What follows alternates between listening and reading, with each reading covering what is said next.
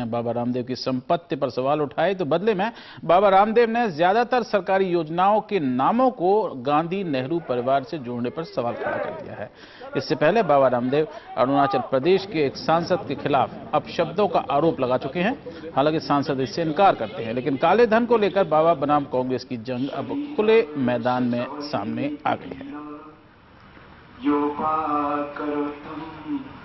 और बाबा रामदेव हमारे साथ इस समय मौजूद हैं सीधे असम से, जहां पर वो खुद अपने चैनल की जो ओबी है उसके तहत हमसे जुड़े हुए हैं। बाबा रामदेव, बहुत बहुत धन्यवाद हमसे बात करने के लिए। आपके मैं देख रहा था वेबसाइट पर 500 से ज्यादा दुकानें हैं। यूपी में 100 हैं, गुजरात में 47 हैं, बिहार में 22 हैं, एमपी में 50 हैं। 22 राज्यों में आपका कारोबार चलता है। 32 हेल्थ पैकेजेस आप बेचते हैं, 236 प्रोडक्ट आपके पास में हैं, 166 वीडियो और ऑडियो कैसेट आपके पास में हैं, और कई विदेशों में से लोग जो है आपका सामान जो है ऑनलाइन मंगाते हैं। क्या आपके पास इस सब के लिए वैट जो देते हैं लोग, उसके कागजात होंगे? पंकज जी, पहले बात तो मैं कहना चाहूंगा कि कांग्रेस के सांसद उस बात को डिनाई नहीं कर सकते जो उन्होंने एक सन्यासी को ब्लडी इंडियन और धोखा, क्योंकि करीब 25,000 लोगों के बीच में उसने बात कही। मैं देखिए कांग्रेस की वकालत नहीं कर रहा हूं, मैं कांग्रेस के बारे में बात नहीं कर रहा हूं। मैं आपसे पूछ रहा हूं, आपने काले धन के बारे में सवाल उठाए हैं, तो जाहिर है कि आपका जो धन है उसके बारे में कांग्रेस ने सवाल उठाए हैं।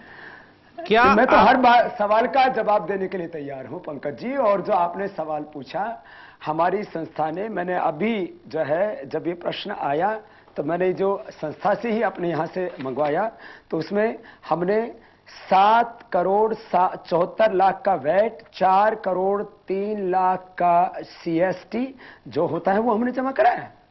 जी बिल्कुल। अच्छा, इसके बाद में आपके जो लोग, आपके जो चेले हैं, आपके जो प्रशंसक हैं, आपके जो फैन हैं, वो आपको पैसे भेजते हैं, उनके टैक्स रिटर्न्स के बारे में आपने कभी जानकारी हासिल की? उनका काला धन तो नहीं है? हमारे बाबा के काम में काला धन नहीं लगना चाहिए।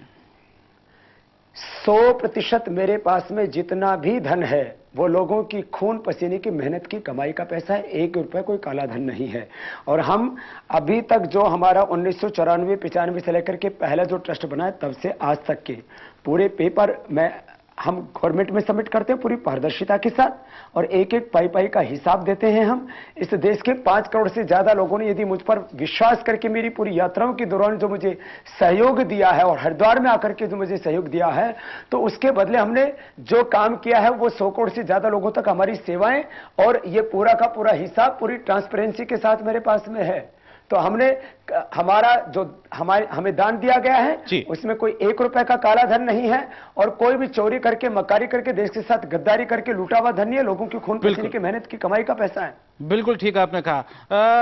विपक्ष के बड़े नेता और पूर्व गृह मंत्री एल के आडवाणी जी ने सोनिया गांधी से रिग्रेट जाहिर किया है कि उन्होंने कहा कि उनके खाते जो हैं वो विदेशों में हैं। आपने भी ऐसी ही बातें कांग्रेस वालों के बारे में कही हैं, सरकारी लोगों के बारे में कही हैं, मंत्रियों के बारे में कही हैं। क्या आप भी रिग्रेट जाहिर करेंगे? मैं तो अपने प्रश्न के ऊपर आज भी कायम हूं। मेरा मोर्चा कांग्रेस के खिलाफ नहीं था, और ना आज है ना आगे रहेगा। मेरा जो पूरा अभियान है वो भ्रष्टाचार, काले धन और भ्रष्ट व्यवस्था के खिलाफ है, और ये काम करना मेरा वैयक्तिक, सामाजिक, आध्यात्मिक और राष्ट्रीय कर्तव्य और धर्म में मानता हूं। और मैं तो सरकार से उल्टे प्रश्न पूछ रहा हूं अभी भी एनडीटीवी के माध्यम से भी, कि आखिर लगभग इन आजादी के 64 वर्षों में करीब 55 वर्षों तक कांग्रेस का राज रहा, और करीब 300 लाख रुपए देश के बाहर, 100 लाख रुपए देश के अंदर काले धन की अर्थव्यवस्था खड़ी हो जाती है। तो इस काले धन की अर्थव्यवस्था को खड़ी करने की जिम्मेदारी से आखिर कांग्रेस कैसे बच सकती है? 2006 से United Nations convention against corruption की संधि नहीं पड़ी है, जिससे 140 देशों में जमा भारत का काला धन वापस आ सकता है। उस संधि के ऊपर हस्ताक्षर क्यों नहीं करती आखिर? बिल्कुल सही बात है। और माननीय प्रधानमंत्री जी सहमत हैं कि करेंसी रिकॉल करके बड़े नोटों को वापस लेकर देश के काले धन की अर्थव्यवस्था को समाप्त किया जा सकता है, तो इस काम को क्यों नहीं करती है सरकार? मेरे इन 3 प्रश्नों का उत्तर दे दे, बाकी जो प्रश्न करूंगा तो और बखेड़ा हो जाएगा। बिल्कुल बिल्कुल बिल्कुल सही बात आपने कही बाबा रामदेव। और काला धन और भ्रष्टाचार के खिलाफ जो प्रश्न है वो उठाते रहने चाहिए, इसीलिए हमने आपसे आज ये सारे प्रश्न उठाए। बहुत बहुत शुक्रिया हमसे बात करने के लिए, समय निकालने के लिए, धन्यवाद।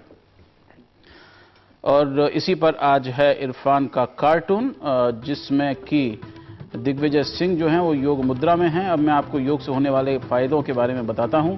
और बाबा रामदेव जो हैं वो थोड़ा सा प्रश्न उनके सिर के चारों तरफ घूम रहे हैं कि ये नया बाबा कहां से आ गया।